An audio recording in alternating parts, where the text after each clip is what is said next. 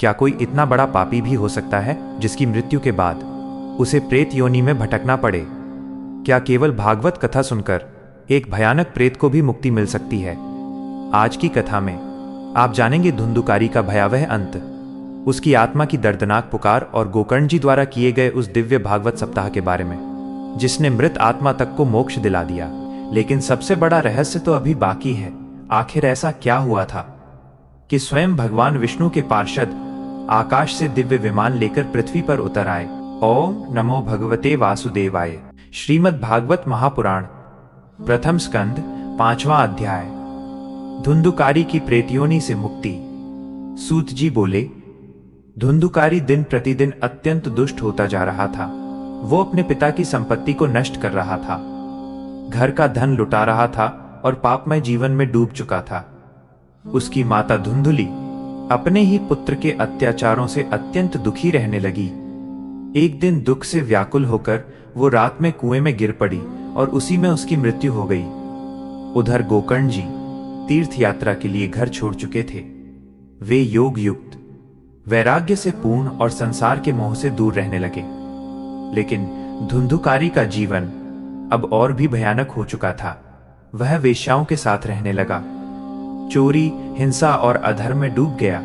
एक दिन वह बहुत सा धन लाकर उन स्त्रियों के पास पहुंचा। वेश्याएं उस धन और आभूषणों को देखकर चकित रह गईं। उन्होंने आपस में विचार किया, ये प्रतिदिन इतना धन कहां से लाता है? यदि राजा को पता चल गया तो वो हमें भी दंड देगा। फिर वे बोली, यह व्यक्ति कभी भी पकड़ा जा सकता है। इससे पहले कि कोई संकट आए, हमें इसे समाप्त कर देना चाहिए। रात के समय जब धुंधुकारी गहरी नींद में सो गया, तब उन स्त्रियों ने उसके हाथ पैर बांध दिए, उसके गले में रस्सी डाल दी और उसे मारने का प्रयास करने लगी। लेकिन धुंधुकारी तुरंत नहीं मरा। तब उन निर्दयी स्त्रियों ने उसके मुख में जलते हुए अंगारे डाल दिए। भीषण पीड़ा से तड़पते हुए धुंधुकारी ने वहीं प्राण त्याग दिए। उसके मृत शरीर को उन्होंने एक गड्ढे में दबा दिया और लोगों से कह दिया वो कहीं दूर चला गया है। लेकिन अपने पापों के कारण धुंधुकारी को अत्यंत भयानक प्रेतयोनि प्राप्त हुई। वो वायु के समान भटकने लगा। उसे न भोजन मिलता, न जल, न विश्राम, न शांति। कभी वो जलती अग्नि जैसी पीड़ा अनुभव करता तो कभी असहनीय ठंड से कांप उठता। उसका सूक्ष्म शरीर अत्यंत कष्ट भोग रहा था। इसी बीच गोकर्ण जी तीर्थ यात्रा पूरी करके लौटे। उन्होंने गया आदि तीर्थों में अपने भाई के लिए श्राद्ध भी किया था। लेकिन धुंधुकारी की मुक्ति नहीं हुई। एक रात गोकर्ण जी अपने घर में विश्राम कर रहे थे। अचानक आधी रात को उन्हें एक अत्यंत भयानक रूप दिखाई दिया।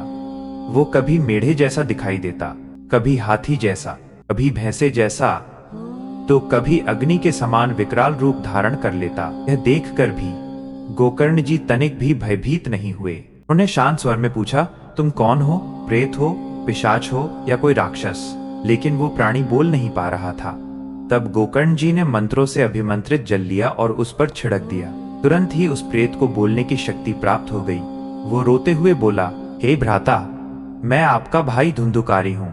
अपने ही पापों के कारण मैं भयंकर प्रेतयोनि में गिर गया हूँ। मैंने जीवन भर अधर्म किया, हिंसा की, चोरी की और दुष्ट स्त्रियों के मोह में पड़कर अपना जीवन नष्ट कर लिया। इसी कारण आज मैं अत्यंत भयानक कष्ट भोग रहा हूँ। हे कृपालु, अब आप ही मुझे इस दुख से मुक्त कर सकते हैं। धुंधुकारी की ये दशा देखकर गोकर्ण जी को उस पर दया आ गई। उन्होंने कहा, मैंने गया में तुम्हारा श्राद्ध किया था, फिर भी तुम्हें मुक्ति क्यों नहीं मिली? धुंधुकारी बोला, मेरे पाप इतने बड़े हैं कि सामान्य श्राद्ध से मेरी मुक्ति संभव नहीं है। कृपया कोई ऐसा उपाय कीजिए जिससे मैं इस प्रेतयोनि से मुक्त हो सकूं। यह सुनकर गोकर्ण जी गहन विचार में पड़ गए। अगले दिन उन्होंने विद्वान ब्राह्मणों, योगियों और संतों की सभा बुलाई। सबने अनेक शास्त्रों का विचार किया, लेकिन कोई स्पष्ट उपाय नहीं मिला। तब गोकर्ण जी ने सूर्यदेव का ध्यान किया। सूर्यदेव प्रकट हुए और बोले, यदि धुंधुकारी की मुक्ति चाहते हो तो श्रीमद् भागवत सप्ताह का आयोजन करो। भागवत कथा का 7 दिन तक श्रद्धा पूर्वक श्रवण सबसे बड़े पापी को भी मुक्त कर सकता है। सूर्यदेव के वचन सुनकर गोकर्ण जी अत्यंत प्रसन्न हुए। उन्होंने तुरंत विशाल भागवत सप्ताह का आयोजन प्रारंभ कर दिया। चारों दिशाओं में समाचार फैल गया। ऋषि, मुनि, ब्राह्मण, स्त्री, पुरुष, वृद्ध और बालक सभी कथा सुनने के लिए वहां आने लगे। देवता भी अदृश्य रूप से वहां उपस्थित हुए।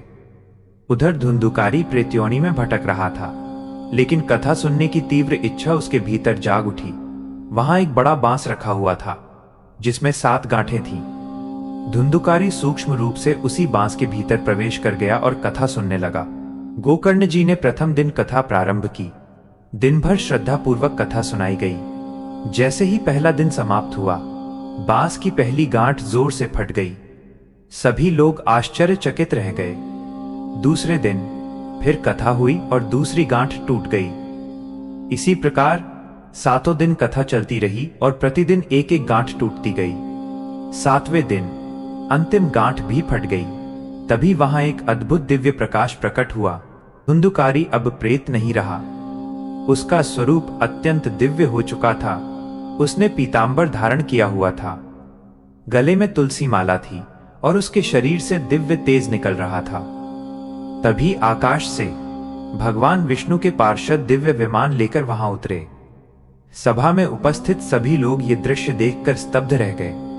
धुंधुकारी उस दिव्य विमान पर बैठ गया, लेकिन गोकर्ण जी ने आश्चर्य से पूछा, यहां तो हजारों लोगों ने कथा सुनी है, फिर केवल धुंधुकारी को ही विमान क्यों मिला? तब भगवान के पार्षद बोले, सभी लोगों ने कथा सुनी अवश्य, लेकिन धुंधुकारी ने उसे पूर्ण एकाग्रता, श्रद्धा और समर्पण के साथ सुना। उसका मन कहीं और नहीं भटका। वो 7 दिन केवल कथा में ही लीन रहा। इसी कारण उसे तुरंत मुक्ति प्राप्त हुई। उन्होंने आगे कहा, जो मनुष्य श्रद्धा, विश्वास और भक्ति के साथ भागवत कथा सुनता है, उसके करोड़ों पाप नष्ट हो जाते हैं। यह कथा मनुष्य के हृदय की गांठों को खोल देती है, अज्ञान को दूर करती है और भगवान के प्रति प्रेम उत्पन्न करती है। इतना कहकर भगवान के पार्षद धुंधुकारी को लेकर वैकुंठ धाम चले गए। सभा में उपस्थित सभी लोग हरि बोल और जय श्री कृष्ण का जय घोष करने लगे। गोकर्ण जी ने पुनः भागवत कथा का आयोजन किया ताकि सभी लोगों का कल्याण हो सके। तब स्वयं भगवान श्रीहरि वहां प्रकट हुए। उन्होंने गोकर्ण जी को अपने हृदय से लगा लिया। जो लोग श्रद्धा से कथा सुन रहे थे, उन्हें भी दिव्य स्वरूप प्राप्त हुआ। भगवान सबको अपने साथ गोलोक धाम ले गए। सूत जी बोले, इस प्रकार श्रीमद् भागवत कथा का प्रभाव इतना महान है कि ये प्रेतयोनि में पड़े जीव को भी मुक्ति प्रदान कर देती है। कलियुग में भागवत सप्ताह से बढ़कर कोई साधन नहीं है। जो श्रद्धा और भक्ति से इसका श्रवण करता है, वो अंत में भगवान के परम धाम को प्राप्त करता है। और यही कारण है कि देवता भी भागवत कथा को सुनने के लिए पृथ्वी पर आते हैं, क्योंकि ये केवल एक कथा नहीं, स्वयं भगवान श्री कृष्ण का दिव्य स्वरूप है। इति श्री पद्म पुराणे उत्तरखंडे श्रीमद् भागवत महात्म्ये गोकर्ण मोक्ष वर्णम नाम पंचमोऽध्यायः संपूर्णः। अगर आपके हृदय में भी श्री कृष्ण के लिए सच्चा प्रेम है तो कमेंट में जरूर लिखिए जय श्री कृष्ण। और याद रखिए, कलियुग में भगवान तक पहुंचने का सबसे सरल मार्ग भागवत कथा और हरि नाम ही है। श्रीमद् भागवत महापुराण की संपूर्ण कथा के लिए चैनल को सब्सक्राइब जरूर करें। यहाँ आपको हर रोज शाम 7 बजे एक नया अध्याय मिलेगा और बेल आइकन दबा लो, जिससे आने वाली सभी दिव्य कथाएं आपको समय से मिल सके। जय श्री कृष्णा।